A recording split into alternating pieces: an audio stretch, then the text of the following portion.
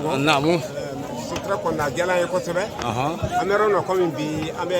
mémorial Damangilen kosɛbɛ ni Jawara bɛ ka baara le don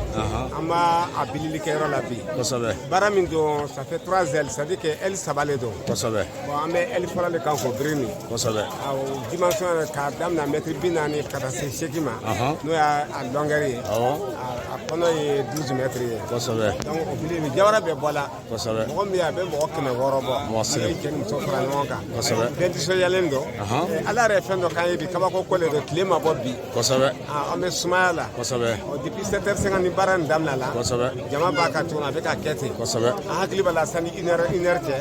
baara nin bɛ ban inshallah an bɛ dugawu k'ala ye a fɛnɛ a ye bonya min d'an kan bi kosɛbɛ an b'a waleɲuman dɔn kosɛbɛ jama fɛn fɛn nana Jawara bɛ diɲɛ yɔrɔ o yɔrɔ an bɛ foli kɛ bɛɛ lajɛlen na kosɛbɛ parce que bɛɛ ka nafolo de donna fɛn nin na kosɛbɛ donc mémorial Damangilen kosɛbɛ fɛn daminɛlen de don kosɛbɛ an bɛ k'a kɛ k'a bila an ka sini denmisɛnninw de ɲɛ kosɛbɛ an bɛnbakɛ kaburu de don kosɛbɛ alors baara min bɛ ka kɛ na a bɛ ka kɛ sini mɔgɔw le ye kosɛbɛ Jawara bɛ diɲɛ yɔrɔ o yɔrɔ kosɛbɛ an bɛ foli bila bɛɛ lajɛlen ma kosɛbɛ jama nana ala sɔn a kunna diyala an ye kosɛbɛ Basira an bɛ e yɛrɛ fo kosɛbɛ i bɛ baara min na inshallah ka kunnafoni jɛsɛn kosɛbɛ an b'i fo o la kosɛbɛ inshallah an bɛ yan ne bɛ yan Mama Daba bɛ yan kosɛbɛ ni Asana Jawara bɛ yan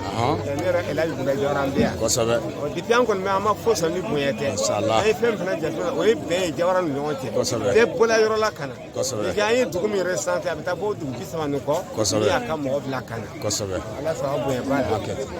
jama fo ka dugawu kɛ bɛɛ lajɛlen baara daminɛ na cogo min na a kɛ kun cɛ cogo min na amina ya rabbi bonya ani nisɔndiya inshallah